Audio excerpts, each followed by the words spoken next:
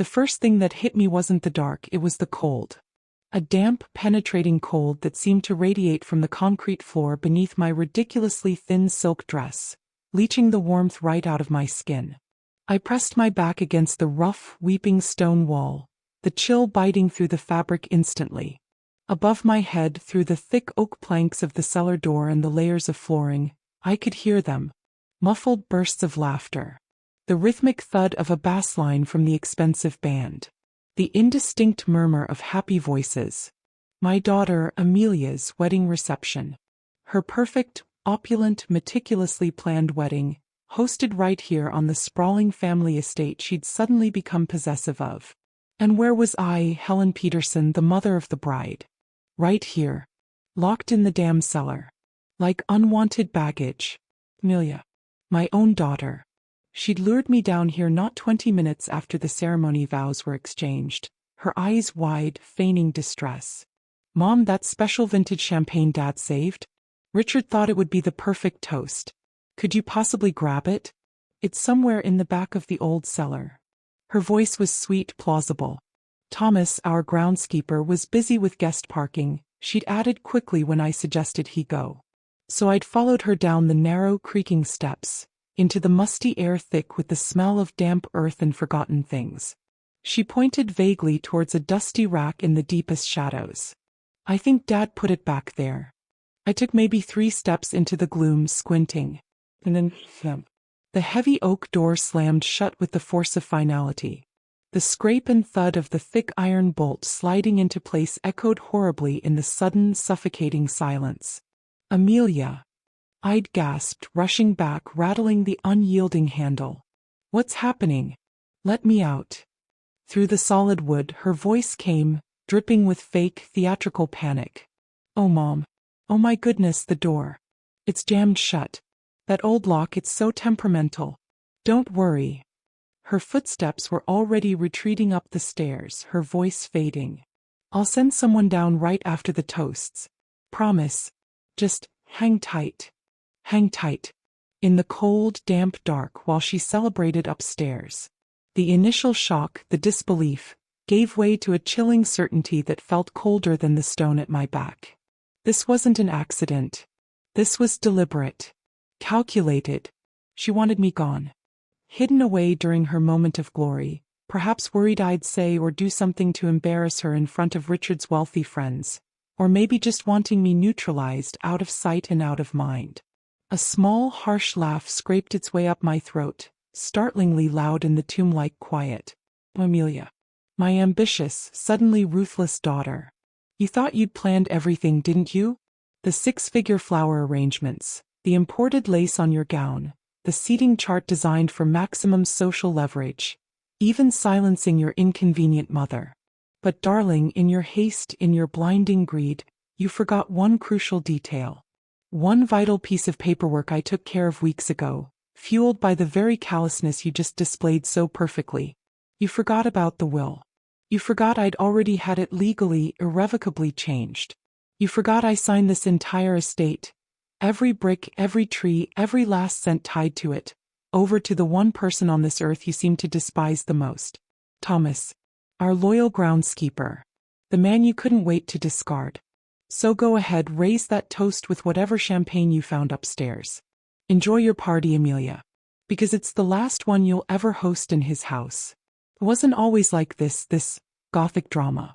For most of my life, especially after my beloved husband Robert passed, this estate was my anchor.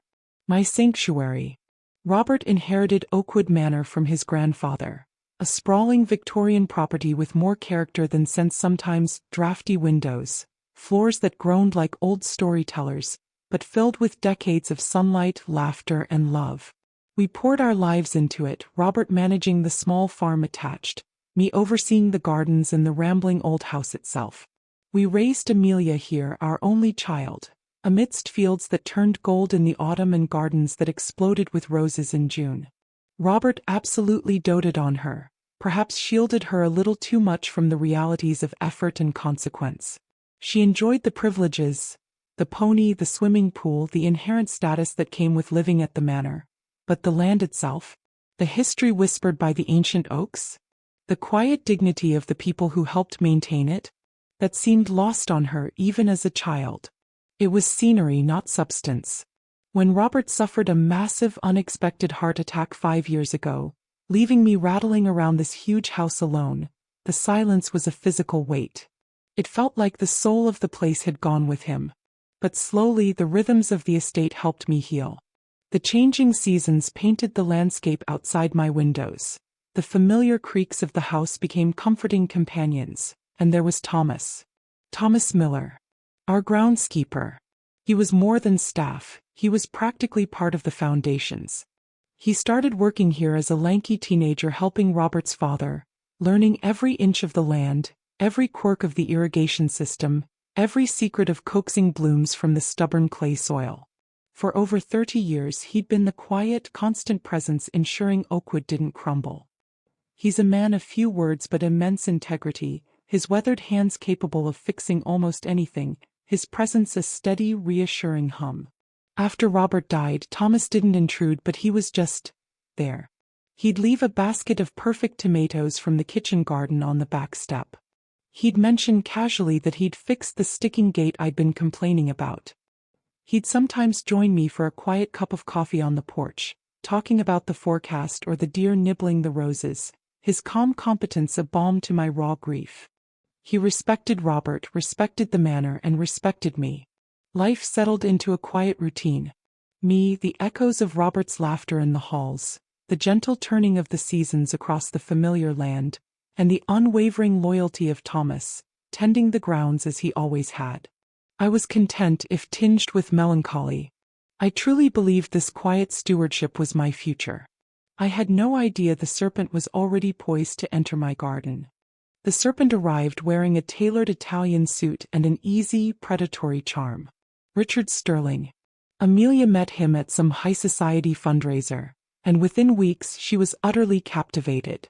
He was older, smoother, dripping with tales of international business deals and connections to vaguely European aristocracy.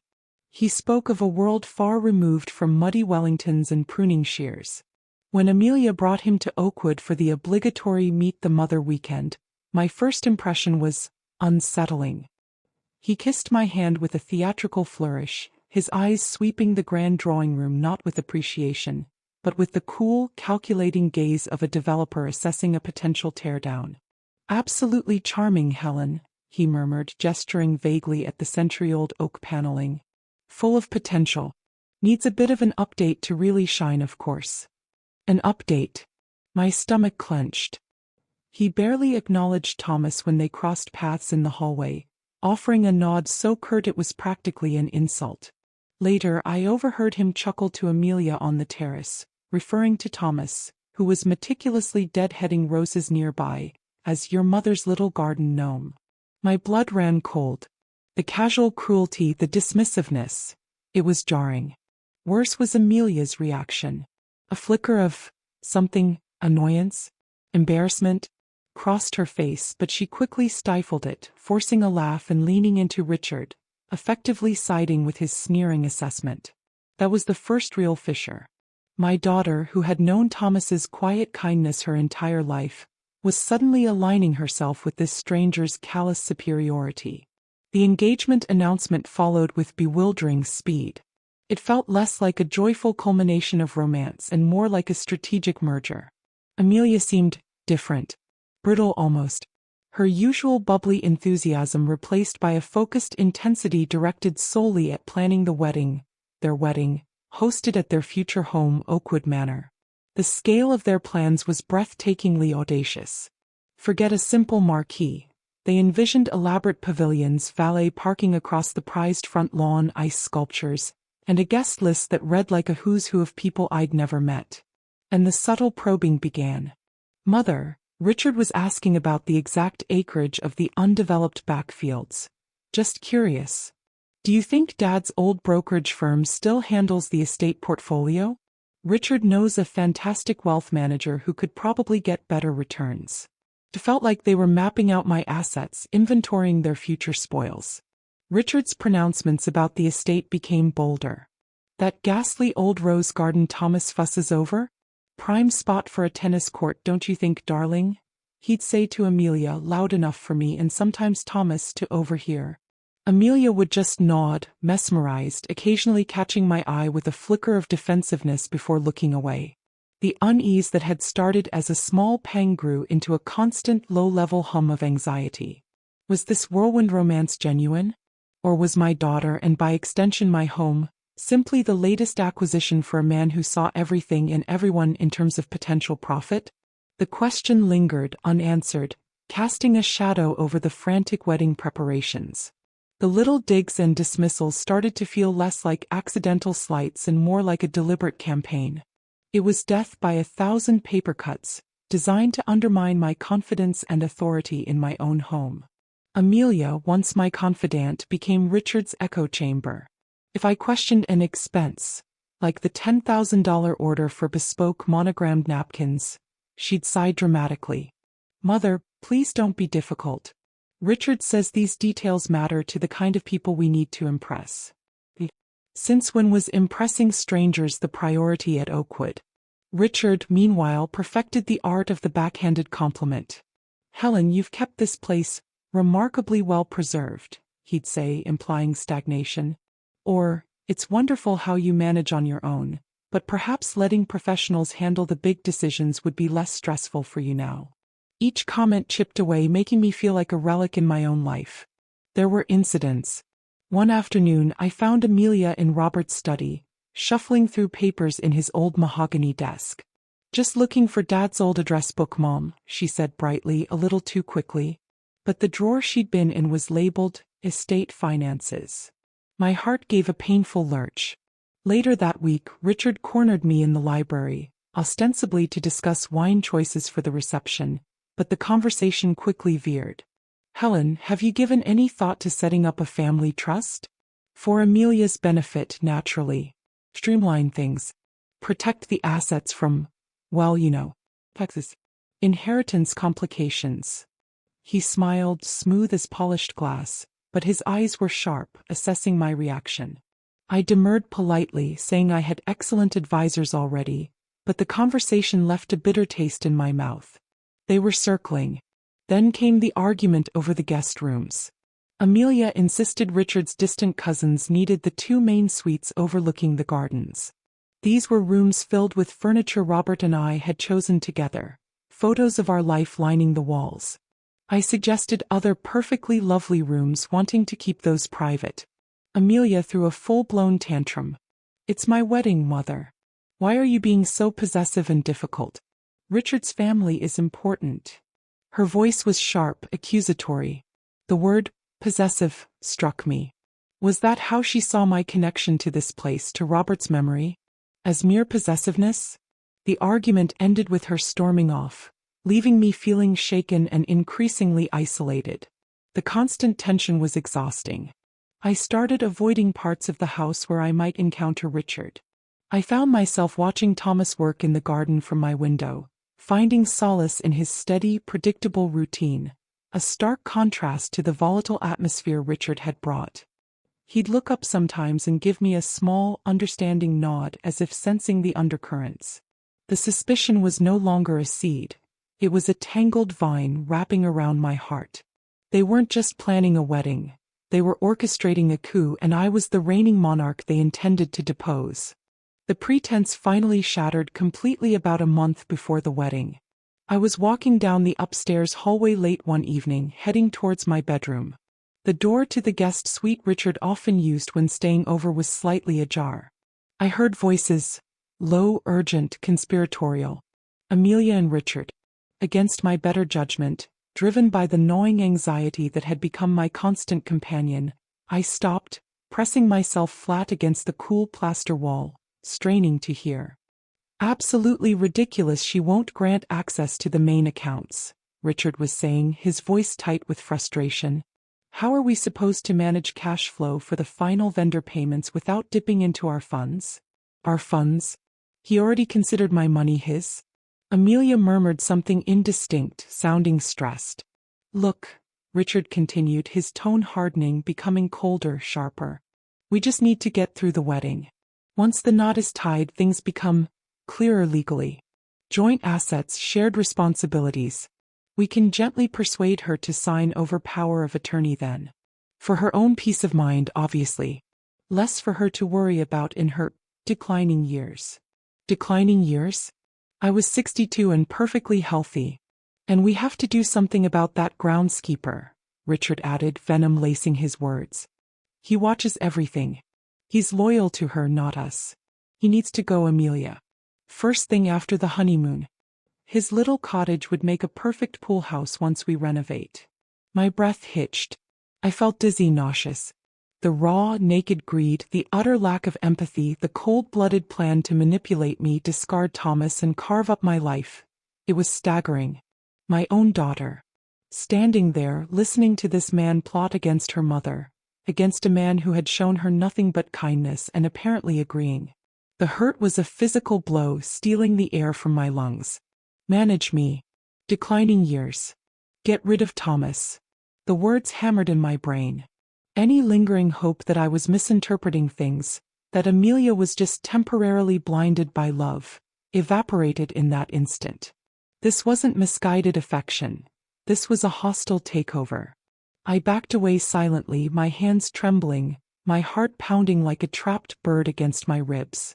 I stumbled into my bedroom and sank onto the edge of the bed, the room spinning. The betrayal felt absolute, suffocating. But as the initial shock subsided, something else rose from the depths. Not just anger, but a cold, hard resolve. They thought I was a frail, easily manipulated widow? They thought they could just waltz in and take everything Robert and I had built, discard loyal people like old furniture? They had severely, catastrophically underestimated me. And they had just signed their own eviction notice. The decision, when it came, felt less like a choice and more like an inevitability. The hurt hadn't vanished. It was a deep, aching wound that would likely never fully heal. But it was now overlaid with a chilling clarity. Protecting Oakwood, protecting Robert's legacy, and protecting Thomas from their cruel ambition became my sole focus. Dwelling on Amelia's betrayal would paralyze me. Action was the only antidote. The very next morning, I bypassed my local number and used a prepaid burner phone I'd bought weeks earlier on a just-in-case whim. I called Arthur Pendleton, Robert's oldest friend and my longtime lawyer, a man whose discretion was as legendary as his sharp legal mind. We arranged to meet not in his imposing city office, nor the cafe near my home, but in a quiet, anonymous hotel lounge 2 towns over. I arrived early, choosing a secluded booth. When Arthur arrived, his kind eyes registered surprise at my strained appearance. I didn't waste time.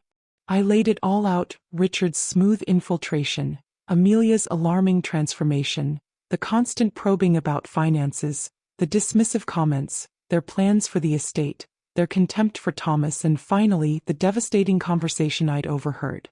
I spoke calmly, detailing facts, but my voice trembled slightly when I recounted their plan to manage me. Arthur listened intently, his expression shifting from concern to quiet fury. He steepled his fingers, his gaze sharp. "Helen," he said, his voice low and serious. "This is deeply disturbing. Predatory is the right word.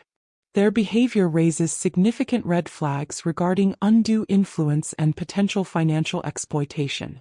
We absolutely must take immediate steps to protect you and your assets."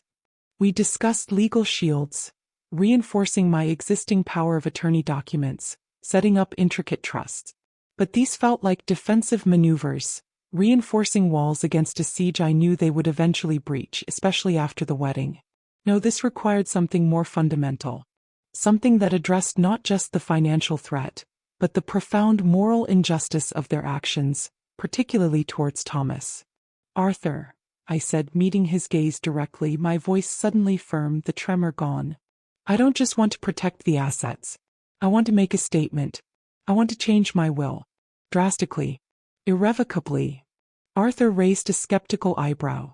"Helen, are you certain? This is a monumental decision, usually made after long consideration, not in the heat of—" "I've considered it," I interrupted gently but firmly. "Every sleepless night for the past month has been consideration. Watching them, listening to them, it clarified everything. Oakwood deserves better. Robert's legacy deserves better." I took a deep breath. I want to leave the entire estate. The house, the grounds, the investments tied to it, lock, stock, and barrel, to Thomas Miller. Arthur leaned back, genuinely surprised now. He knew Thomas, of course. Knew his decades of service, his quiet reliability. He processed it for a long moment, tapping his pen on his notepad. Legally, he said slowly, it's entirely your prerogative. It's your property. Your decision is sound of mind and clear of intent. But Helen, the fallout will be nuclear. A grim smile touched my lips. Let it be, Arthur. They lit the fuse themselves when they decided my loyalty and Thomas's was worthless. The drafting process was swift and meticulous. Arthur understood the urgency and the need for absolute watertight clauses. We added provisions making it extremely difficult for Thomas to be pressured into selling, stipulating that the core historical elements of the house and grounds be preserved. Signing the final documents in Arthur's office a week later felt surreal. My hand holding the pen was steady, but my heart ached with a complex mix of grief for the daughter I was effectively disinheriting, and a fierce, protective satisfaction. This felt right. This felt just. Arthur personally delivered the original signed will to his secure off-site storage facility. I told absolutely no one. I went back to Oakwood and slipped back into my role, the slightly flustered, agreeable mother of the bride. I attended the final dress fitting, murmuring appropriate compliments. I approved the caterer's ridiculously expensive menu. I even gifted Amelia a pearl necklace that had belonged to Robert's mother, watching her accept it with a dazzling smile, completely oblivious to the fact that the real family jewels, the land and home she coveted, had already slipped through her grasping fingers. Let them have their fantasy. Let them preen and posture. Their inheritance was already decided, waiting silently in the wings like a final act twist they'd never see coming. The wedding day arrived cloaked in glorious sunshine, a perfect stage for the unfolding drama. Oakwood Manor looked breathtaking, transformed by an army of florists, caterers, and decorators into the glossy magazine spread Amelia and Richard craved. Crystal gleamed, champagne flowed freely even before the ceremony, and guests in expensive attire milled about on the lawns, oblivious to the storm brewing beneath the surface. I moved through the chaos in a haze, wearing the elegant dove-gray dress Amelia had chosen. Something understated, mother. A polite, brittle smile fixed on my face. Inside, I felt strangely calm, detached almost, observing the proceedings like a spectator at a play where I already knew the ending. Amelia was radiant, a vision in white lace, but her eyes held a sharp, feverish glint as she directed her small army of vendors. Richard, already flushed with premature triumph, played the gracious host, clapping backs, shaking hands, his possessive gaze sweeping over the property as if he already owned it. The ceremony itself, held under a flower-laden arch on the west lawn, after Thomas had discreetly ensured the septic field remained undisturbed, was a blur. Vows were exchanged, rings glittered, applause echoed. And then, as guests began moving towards the reception tents, the moment I knew was coming arrived. Amelia found me near the French doors leading to the terrace, her expression carefully arranged into one of daughterly solicitude. "Mom," she began, her voice honey-sweet, touching my arm lightly. "Such a relief the ceremony went perfectly. Listen, could you do me the most enormous favor? Richard had this wonderful idea. You know Dad's special bottle of vintage champagne? The 82 Bollinger he was saving? He thought it would be the most incredible symbolic toast to start the reception. I think it's down in the old wine cellar. Could you possibly?" Her eyes were wide, innocent. The setup was almost laughably transparent. "Now, Amelia?" I asked, keeping my voice neutral, wanting to see how she'd play this. "Can't Thomas run down? Or one of the catering staff?"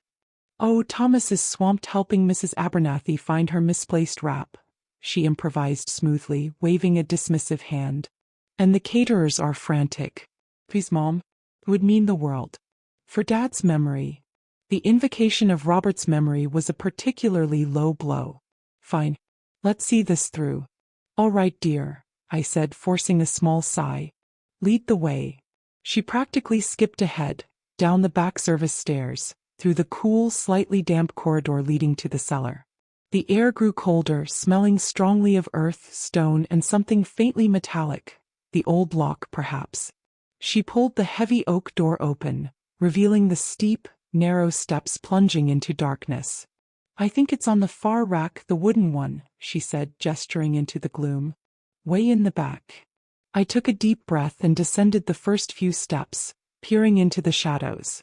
Behind me, swift and silent, she pulled the door shut. The slam echoed like a gunshot in the confined space. Before I could even react, the unmistakable grating scrape of the heavy iron bolt sliding firmly into its housing reverberated through the wood. Locked. I lunged back up the steps, pounding on the solid oak. "Amelia. What is this? Let me out." "The door." Her voice, muffled but clear, came back, laced with that nauseatingly fake panic. "Mom. Oh my God. The door. It slammed shut and the bolt, it must have slipped. Jammed. That old thing is so unreliable." I could hear her moving away quickly. "Don't worry. I'll send someone down as soon as the toasts are done. Promise. Just sit tight. Won't be long." And then nothing but the heavy silence of the cellar and the faint, mocking beat of the party music filtering down from the world above. She'd done it. My daughter had locked me in the cellar on her wedding day. The sheer, calculated nerve of it was breathtaking. For a few seconds, genuine fear flickered. The cloying dark, the isolation, the spiders I imagined lurking in the corners. But then the ice-cold fury returned, washing the fear away. It wasn't just fury anymore. It was resolve. This act, this final, ugly betrayal, cemented everything. I sank onto the cold stone floor, pulling my thin wrap tighter. Let her have her toasts. Let Richard bask in his smug victory speech. They were celebrating on borrowed time in a house that was no longer theirs to inherit. They just didn't know it yet. Time stretched interminably in the darkness. The muffled sounds from above evolved. The clinking of glasses during toasts, speeches punctuated by laughter, the band kicking into higher gear. Each burst of merriment felt like a personal insult. How long had it been? An hour? 2? My initial fury cooled into a patient, simmering rage. I wasn't just going to wait passively for my rescue. Anticipating something like this, some attempt to sideline me, I'd taken a small precaution. Earlier that morning, amidst the chaos, I'd had a quiet word with Thomas. "Thomas," I'd said, keeping my voice low, "I'm feeling a bit overwhelmed by all this fuss.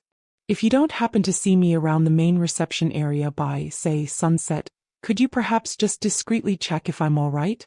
Maybe resting in my room." He'd nodded, his expression conveying quiet understanding, asking no questions. Now, watching the faint light filtering through the tiny, grimy cellar window high on the wall fade from gold to dusky purple, I clung to that hope. Just as true darkness began to settle outside, I heard it. Footsteps on the stone corridor outside the cellar door. Then a soft, hesitant knock. "Mrs. Peterson? Helen, are you in there?" Thomas's voice. Relief flooded me so potent it made my knees weak. "Thomas." "Yes." "Oh, thank God. Get me out of here. Amelia locked me in." His muffled exclamation of shock was followed by determined sounds. Metal scraping against metal. Solid thunk. A grunt of effort. Then the glorious sound of the heavy bolt sliding back. The door creaked open, framing Thomas's silhouette against the dim hallway light. His face was a mask of horrified disbelief. "Locked you in? Miss Amelia did this." He reached a hand down to help me up the steep steps. "Are you all right, Helen?" "I am now, Thomas," I said, my voice steadier than I expected, brushing dust and cobwebs from my dress.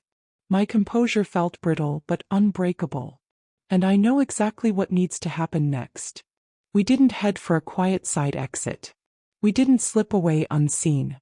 We walked side by side, Thomas's initial shock solidifying into a quiet, protective anger, straight through the service corridors and directly towards the main entrance of the enormous reception tent.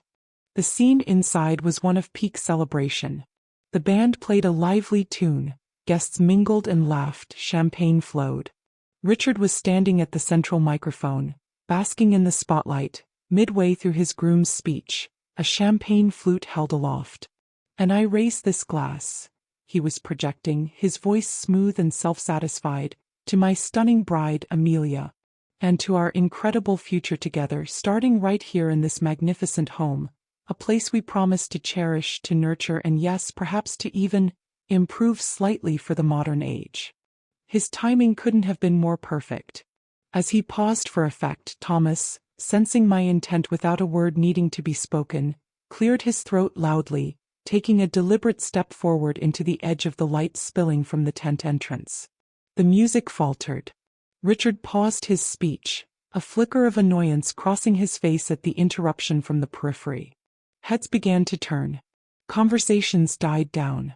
All eyes swiveled towards the entrance, towards us, me, undoubtedly looking somewhat disheveled but standing tall, flanked by the sturdy, grim-faced figure of the groundskeeper my daughter and new son-in-law so openly despised.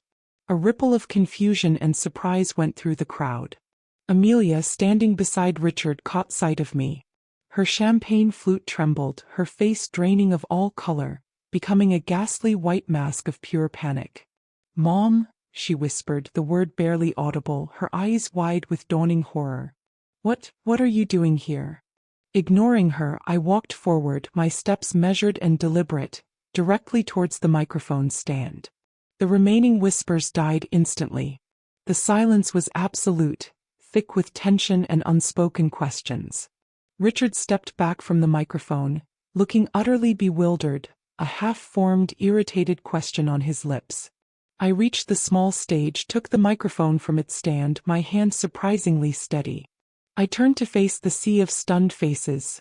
Friends, neighbors, business associates, Richard's smug connections. "Good evening, everyone," I began, my voice amplified, clear and ringing through the sudden stillness. "My sincere apologies for interrupting the festivities. And," I added, pausing for effect, "for my rather delayed appearance at my own daughter's wedding reception." A confused murmur went through the guests. People shifted uncomfortably. "You see," I continued, my gaze finding Amelia's terrified eyes and locking onto them, "my daughter, Amelia, was so very concerned about everything being absolutely perfect for her special day. So concerned, in fact, that she took quite extraordinary measures to ensure her embarrassing old mother wouldn't spoil the picture." I let that sink in. Shortly after the ceremony, she personally escorted me down to the wine cellar, ostensibly to retrieve a special bottle of champagne for a symbolic toast. My voice dripped with irony. And then, purely by accident, I'm sure, the heavy door slammed shut and the bolt somehow jammed from the outside. Audible gasps rippled through the tent. People exchanged shocked, incredulous looks. Judge Harrison's jaw literally dropped. Amelia swayed, looking like she might collapse. Richard's face contorted, shifting from confusion to sputtering outrage. "She assured me she'd send help right after the toasts," I went on, my voice calm but carrying unmistakable weight. Fortunately, I didn't have to wait quite that long. "Our loyal, observant groundskeeper, Mr. Thomas Miller here." I gestured towards Thomas, who stood ramrod straight just off the stage, his expression unreadable but radiating quiet dignity, noticed my prolonged absence and was kind enough to investigate and liberate me from my temporary prison just a short while ago. "Mother, that's a lie." Amelia finally choked out, finding her voice, tears welling in her eyes, tears of panic, not remorse. "It was an accident. A terrible accident. The lock. Was it also an accident, Amelia?" I cut her off sharply, my voice hardening, silencing her instantly. "That I overheard you and Richard just last month discussing how you planned to manage me after the wedding? How you intended to gain control of this estate, which you referred to as a gold mine?" More gasps, louder this time. Eyes darted between me, Amelia, and Richard, who was now visibly sweating, his face turning an alarming shade of purple. "Was it an accident?" I pressed on, relentless now, "that you discussed getting power of attorney from me because I'm supposedly in my declining years? And that your first act after the honeymoon would be to fire Thomas, a man who has served this family faithfully for over 30 years, and convert his home into a pool house?" The disgust on people's faces was palpable now. Several guests near the front visibly recoiled from the bridal couple. Richard started blustering, stepping forward. "Now see here, Helen. This is outrageous. Flander. You're clearly upset, confused. Oh, I'm perfectly clear, Richard, I interrupted coolly, meeting his furious gaze without flinching. Crystal clear. You see, while you two were meticulously plotting your hostile takeover, I was busy making some arrangements of my own. I paused, sweeping my gaze across the utterly silent, captivated audience, before landing it back on the horrified faces of my daughter and her new husband. Your conversations, your blatant disrespect for everything my late husband and I held dear, your appalling treatment of genuinely good and loyal people like Thomas. It forced me to reevaluate. It forced me to make certain adjustments. I took another slow, deliberate breath. This was the moment. The culmination. Fagmate. Several weeks ago, I met with my lawyer, Mr. Arthur Pendleton, whom many of you know. I nodded towards Arthur, who was standing near the back, looking grimly satisfied. And I executed a new will. My final, legally binding and fully witnessed last will and testament. You could have heard a pin drop onto the manicured lawn outside. Amelia let out a small, strangled sob. Richard looked like he'd been struck by lightning. I came to the unavoidable conclusion, I continued, my voice ringing with conviction, that this estate, Oakwood Manor, its history, its future, its very soul, deserved to be entrusted to someone who truly understands its value beyond mere dollars and cents. Someone who has demonstrated decades of unwavering loyalty, integrity, and respect. Not just for the property but for the family and the values it represents. I turned slightly, gesturing again towards the utterly bewildered Thomas. His mouth was slightly open, his eyes wide with confusion and dawning disbelief. Therefore, I declared, my voice echoing in the stunned silence, I have bequeathed the entire Oakwood Manor estate. This house, all the surrounding lands, the associated investments, the contents, absolutely everything, solely and entirely to Mr. Thomas Miller. For a beat, absolute silence reigned. Then chaos erupted. Amelia unleashed a raw, animalistic shriek of pure, unadulterated fury and thwarted avarice. No, you can't. It's mine. He tricked you. She's crazy. Richard, his face contorted with rage, lunged towards the stage, sputtering about lawsuits, challenging my competency, fraud, undue influence, a torrent of impotent threats. But several male guests, including old friends of Robert's who looked utterly disgusted, moved instinctively to block his path, forming a quiet but firm barrier. Thomas, poor man, looked utterly poleaxed. He stared at me, then at the screaming Amelia, then back at me, shaking his head slightly as if trying to wake from a bizarre dream. The wedding guests erupted into a maelstrom of noise, shocked exclamations, frantic whispers, pointed stares. Some looked horrified, others couldn't entirely hide a grim satisfaction, particularly those who'd perhaps had unpleasant dealings with Richard's arrogant ambition in the past. It is done, Amelia, I stated, my voice cutting through the din, though I had to raise it slightly. The will is legally sound, witnessed by impartial parties and securely lodged with Arthur. It is ironclad. This property, I swept my hand around encompassingly, now belongs to Thomas. Amelia dissolved into hysterical, gulping sobs, not of grief, but of the impotent rage of a spoiled child denied their ultimate prize. How could you, she wailed, collapsing against Richard. How could you do this to me? On my wedding day. You locked your mother in a cellar, Amelia, I replied, the anger draining out of me now, leaving only a vast, weary sadness. You plotted with this grifter, to steal my home and discard anyone who didn't fit your greedy plans. You made your bed. Now lie in it. Richard, recovering slightly, grabbed Amelia's arm, his face a mask of fury and humiliation. We'll see about this. You'll hear from our lawyers, he snarled, trying to pull her away through the crowd, which parted reluctantly, people turning their backs, avoiding eye contact. The magnificent wedding reception imploded. Guests began leaving quickly, murmuring apologies or simply shaking their heads, wanting no part of the toxic fallout.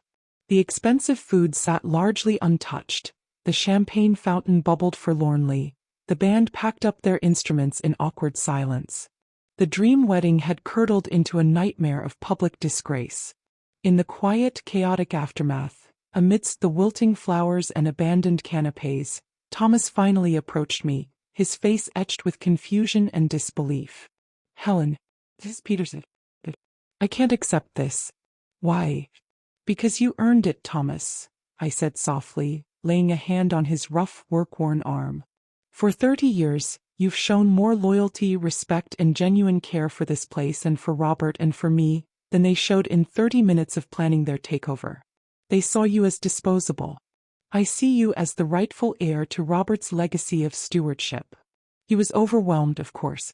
It took time and much reassurance from both me and Arthur for the reality to sink in. True to Richard's threats, they did try to contest the will. Their lawyers threw everything at it, accusations of senility, undue influence by Thomas, which was laughable, temporary insanity fueled by grief. But Arthur easily batted away their flimsy, desperate claims. My competency was undeniable, the will was flawless, and their own behavior, once exposed, painted them as the manipulative parties. Their case was dismissed quickly and humiliatingly. Within a few months, the noise died down. I decided it was time for me to move on as well. The manor held too many painful recent memories layered over the happy ones. I found a lovely, manageable stone cottage in the village nearby, overlooking the river, peaceful, quiet, and entirely mine. Thomas, predictably, refused to move into the big house, as he still calls it. He continues to live in his modest groundskeeper's cottage, managing the estate with the same quiet diligence and respect he always has. He restored the heritage rose garden Robert loved, the one Richard wanted to pave over for a tennis court. He consults me occasionally, more as a friend than an employer now, our relationship evolving into a comfortable, respectful partnership. I hear whispers now and then about Amelia and Richard. Their marriage, built on greed and ambition, apparently shattered under the weight of their public humiliation and the evaporation of their expected fortune. Last I heard, they were divorced, living separate, significantly less glamorous lives somewhere far away. Sometimes, a wave of sadness washes over me for the daughter I lost, the bright girl swallowed by entitlement. But mostly I feel a profound sense of peace. I protected what Robert cherished. I ensured loyalty was rewarded and betrayal faced its consequences. And I learned that sometimes the deepest cellar isn't made of stone and darkness, but of greed and a cold heart. Locking me away wasn't Amelia's masterstroke. It was her undoing. She handed the keys to her kingdom to the very garden gnome she despised, proving that karma indeed has impeccable timing and a wickedly ironic sense of justice.